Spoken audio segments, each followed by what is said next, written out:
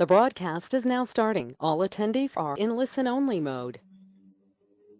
Well, hi everybody. Welcome to this short, sharp session for 30 minutes on diversity and its impact on teams. So welcome wherever you are. Feel free to ask questions as we go through, and the way to do that is to go to the little question box there on the right-hand side and open it up and type in your question, and type it in when you think about it rather than at the end, because I won't leave too much time for us to look at questions at the end. So welcome, and let's get stuck into the session. And this session is very much around a book that's coming out hopefully very soon. Unfortunately, because of the challenges we've had, the publishers delayed the publication, but the book's name is Winning Teams and should be coming out at some stage next year, I would imagine. And of course, some of you have pre-ordered that already, so I appreciate that. So let's get into the topic and have a look at what we're going to cover. So I do want to talk about diversity from the point of view of its benefits. Now, many people have been talking about diversity as an important attribute of teams, but there's been no real research to back it up. And I do want to share with you some research that demonstrates some financial and other productivity rewards that come from diversity.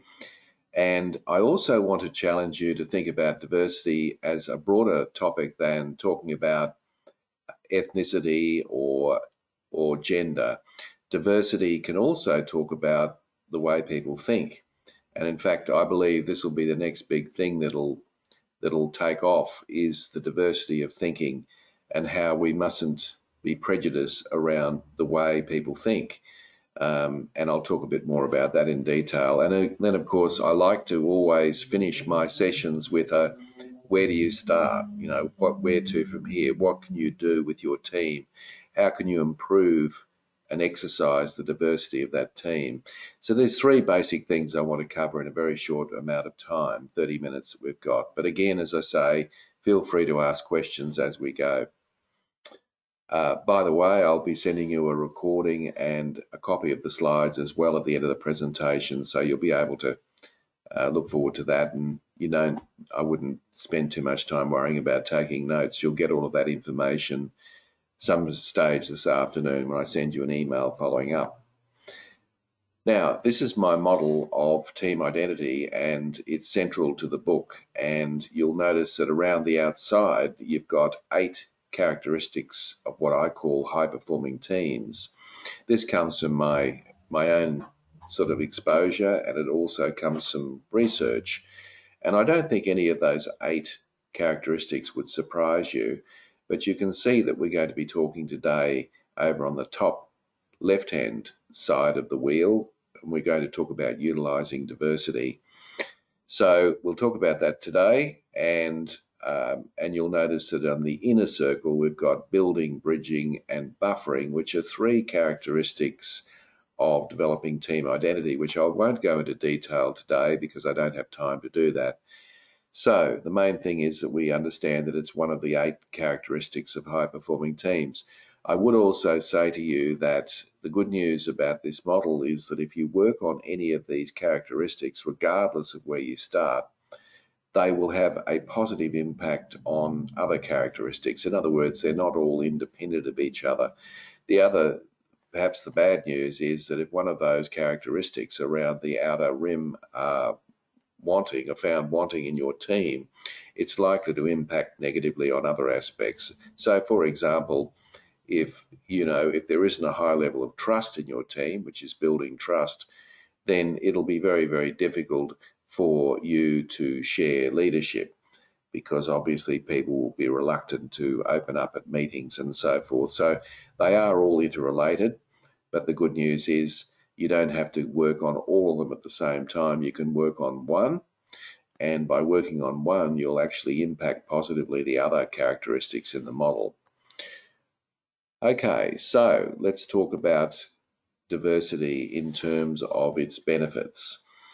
Now, if you've got, it probably stands to reason, but if you've got greater variety in your team composition, it can provide a competitive advantage for you. Now, I'm aware that some of you are not in the commercial world. Some of you are in different sorts of, public sector, education, and other sort of sectors. But I think if you've got a greater variety in your team, the good news is if you tap into that, then of course it gives you a diversity of viewpoint and it just creates a greater richness in the team.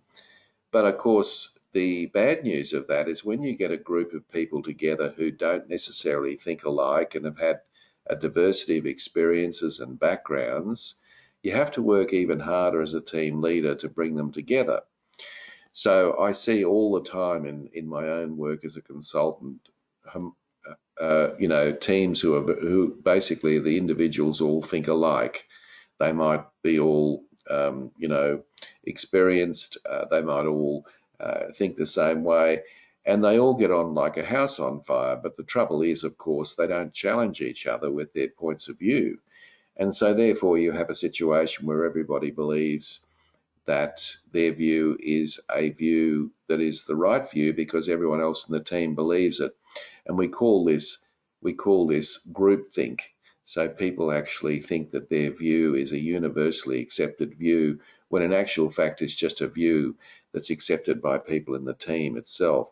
But nevertheless, if you've got a diversity of viewpoint, it does give you that potential to be more competitive in terms of how you might deal with the situations that you have to.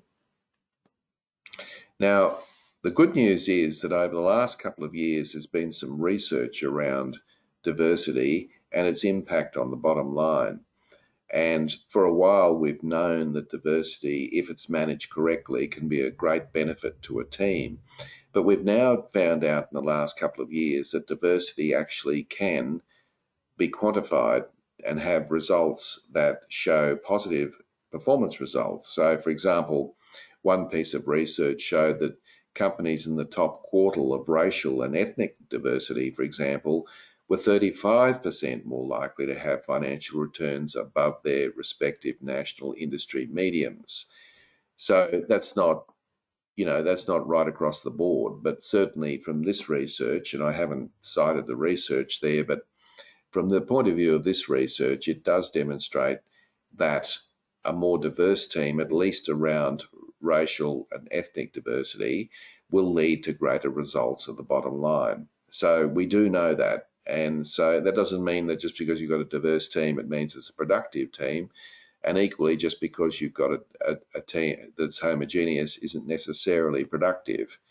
But we do know now from research that diversity, at least in those two areas, can lead to greater productivity.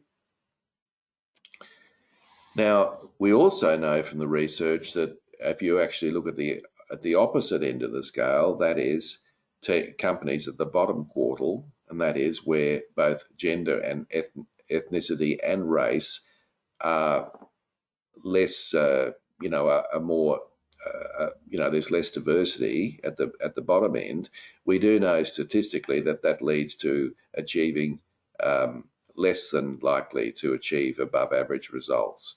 So we now know for sure that we can quantify the issue of diversity in terms of team performance, and that's a good thing because it obviously creates an incentive for us to work towards more diversity. Now, you might be thinking, well, I've been given the team I've been given. There's nothing I can do about it. I can't recruit a new person into the team, or the team is what it is. So I'll talk about that a little later on in the presentation and what you can do if you've got a team that you can't really change, and that's probably most people. Now, there are some indirect benefits of diversity, and there's three that I've cited here that I think needs to be considered. And if you think about a team that's diverse, there's a couple of things that are important here to think about. So for example, a more diverse workplace is likely to attract top talent. And what I mean by that is if you've got a greater diversity in your team, then people are more inclined from various backgrounds to apply for that role, all things being equal. So for example, I do a lot of work with police, And police for many years have been trying to become more diverse, and which is a noble intent. But the problem is, because the police in the past at least hasn't been a particularly diverse uh, group, then obviously people from minorities and even females have been less inclined to apply for positions in police because they just don't think that they fit in, when in actual fact, that's what the police are trying to do, is to attract those sorts of people to be more reflective of the community. So if your team is diverse, then obviously that is an attraction because it broadens the net, if you like, for people from other backgrounds, uh, gives them an incentive, if you like, to apply. Now, the other benefit, indirect benefit, is a team's capacity to communicate and engage externally. Now, obviously, if your team is fairly diverse, then it's likely that the team is going to be more empathetic to the stakeholders or end users to which that team has been, the purpose of that team. So it's likely that people who, in diverse environments are going to be more sensitive and aware of the issues and the needs of the people that they actually serve. And of course, if it's harnessed correctly, a diverse team can add to better decision making. So if we've got a variety of different points of view in the room and the leader's prepared to entertain those variety of views, then it can often lead to a richness of conversation and sometimes a better decision at the outcome. So, but I often find that leaders don't exercise this. Even when you've got experienced and inexperienced team members, it's likely that the team leader will often call upon the experienced team members to make comments, when in actual fact the people who are new to the team probably have a freshness of viewpoint, they don't have blinkers on, and they can add some value to the conversation, but they may not feel comfortable doing that because of their inexperience. So it is not an easy thing for a team leader to draw upon people in the team. And normally when you find a team, any team, regardless of whether it's diverse or not, you've got the issue that there's going to be a couple of people that will dominate the discussions and a couple of people who perhaps will sit back. So the challenge for you as a team leader is to try to harness all of the resources in the room and try and get everybody to contribute in some way. But three things that you might want to think about. Now, let's have a look at another angle. I mentioned at the outset of this presentation that the way people think is a really useful form of diversity. Let me give you an example. If you're a big picture thinker and you've got somebody who's a very detailed person, then obviously there's a diversity of the way you think. One person, can see the big picture, and the other one, of course, looks at the details and the KPIs and so on. And sometimes those two people may not see eye to eye because they're so different. But in reality, all things being equal, they can be enormously beneficial because they're looking at the same issue from different perspectives. Another example is an extrovert and an introvert. Now, extroversion and introvert simply means how you recharge your batteries. It's got nothing to do with, some of the myths around being good with people or whatever. Introvert and extrovert really just means how do we recharge our batteries. And in our team environment, having a mix of introvert and extrovert can be very, very useful if it's harnessed correctly. Introverts will tend to think before they speak, and extroverts, of course, will think by speaking. And both of those attributes are really useful when you're trying to, develop a discussion in your team. So we're very aware, we're intuitively aware of these differences of the people that we work with. But what I would suggest is that you perhaps more formally try to unearth what these preferences are around work. Now, one of the tools I use is the team management profile. It's not my tool, but it's a very reputable tool. And you can see on your screen, there are 8 particular roles that people can play in teams. And this comes from Meredith Belbin's work. And Meredith Belbin identified that when people come together, they subconsciously play a role. And that role, of course, is their preference and the way they like to deal with teamwork, and when they come to a team, how they might contribute. So all of us do play these roles. And, if you did something formally like a team management profile with your team, and if you're interested, contact me and I can arrange that for you. But with the team, it's good to, give people a profile and give them a chance to think about which of these roles that you can see on your screen they would prefer to contribute to in a team meeting. And often when you do these profiles, it becomes very obvious, and most people say, well, yeah, that's interesting. I didn't put a label on it, but I can understand that that's how I like to contribute in any team environment. And equally, other people around the table will often say, well, yeah, that doesn't surprise me because I can recall you contributing this way or that way or whatever. So it does add a richness to the meeting and give people a kind of a framework or a structure to work with. So there's three objectives: understanding yourself and how you like to contribute and encouraging you to do that. Secondly, understanding how other people in the team like to contribute as well.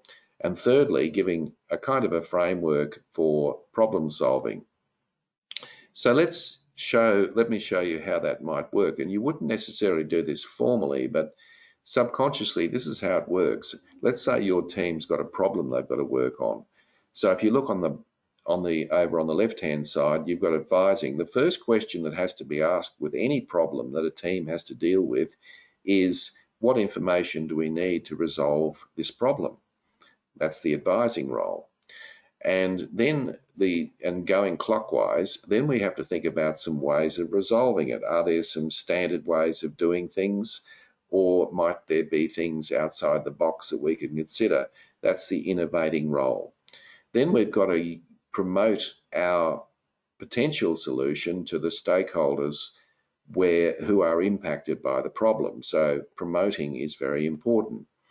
Then we've got to develop and test the applicability of the approach we decide upon, which is the developing role.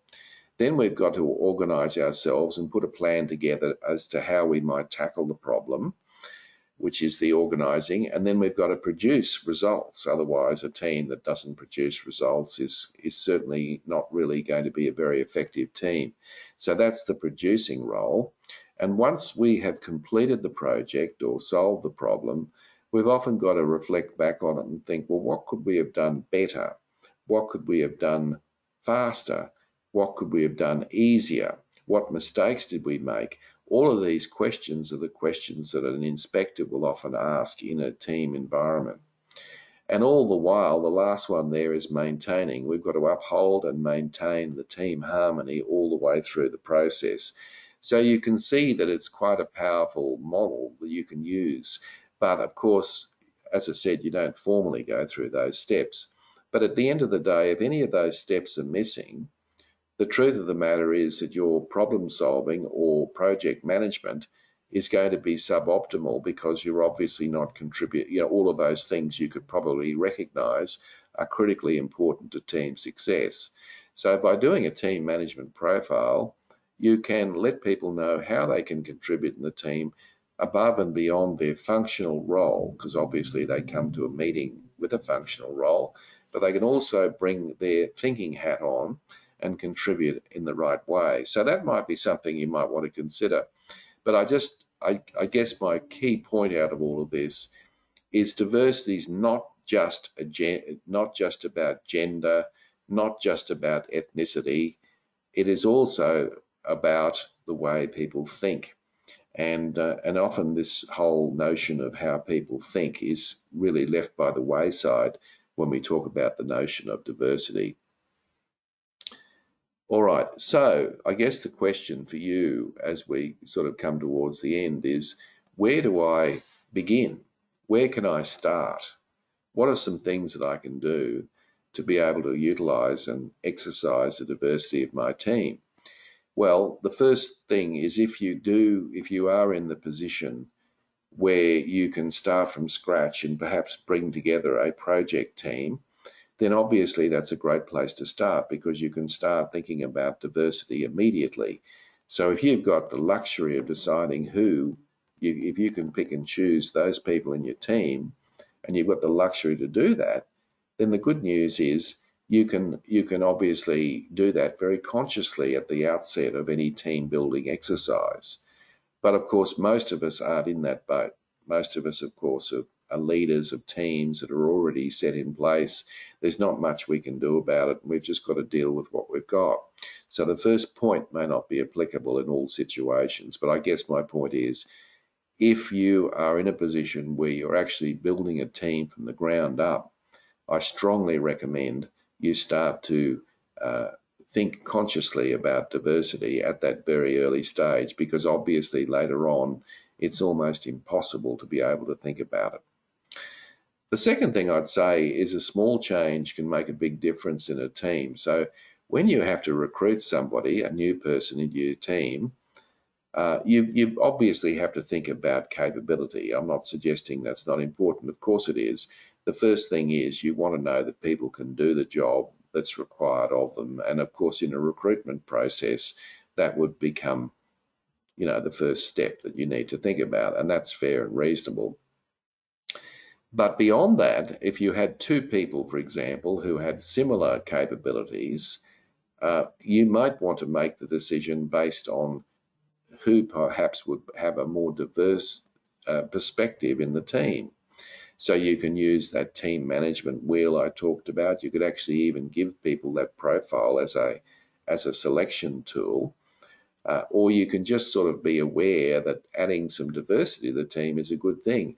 And just bringing someone new into a team who might provoke discussion or look at things differently will change the dynamic of the team quite considerably. And that's not a bad thing. So I think think about that. So if you've got a vacancy in your team, don't just look at functionality. Of course, it's important, but also think about diversity as well. The third point I'd make is that, what you should try to do wherever possible, and I know many people are still working from home, is you should expose the team to alternative perspectives. So every now and again, get a guest speaker in or somebody who has a different point of view and get them to come in and give a short presentation on whatever it might be. What that does is it provokes your team members to think outside the box, to think differently about an issue.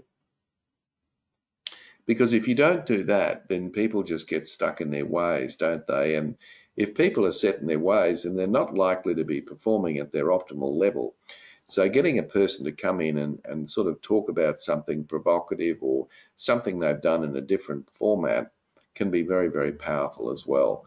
And I don't think that's very well utilised. Often with our meetings, it's more of a reporting process, not terribly creative, and that we just simply sit there and hear the same sort of thing every single week.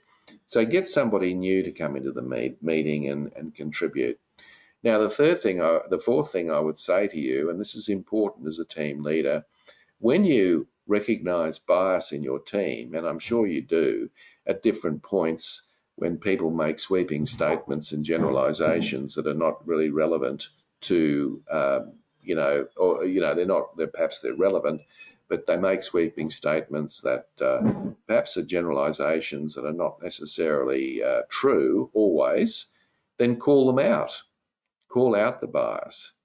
Let them know. You don't have to embarrass them in front of everybody else, but you can pull them up in the hallway or perhaps talk to them later in private and just let them know that there are other ways of thinking about things. Because the problem is, if you just let that go and you don't challenge any bias in your team, you're creating a problem for yourself down the track.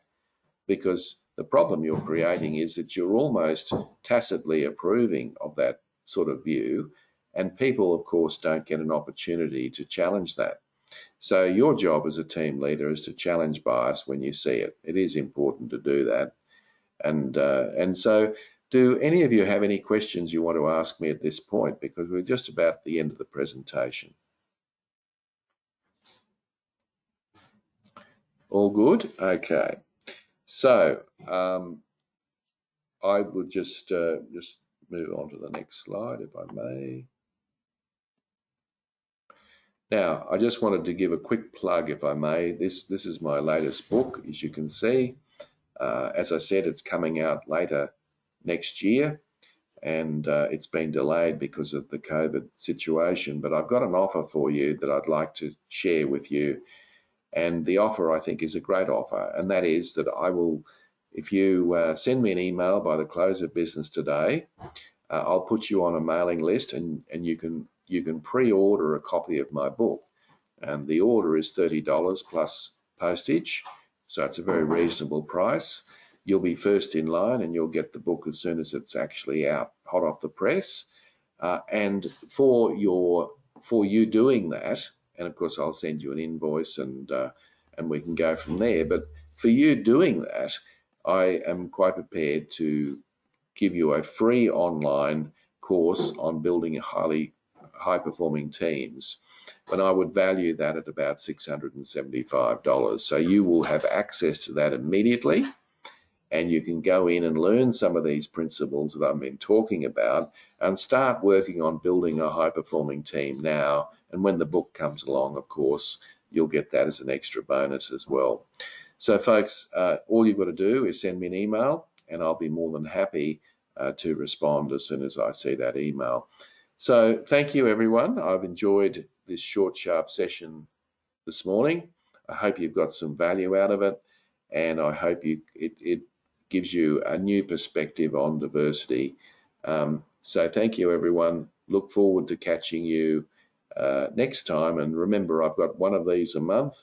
All you've got to do is go to my website, and you can register for any of those webinars as well. So thanks, everyone. All the best, and have a great weekend. See you later, and goodbye.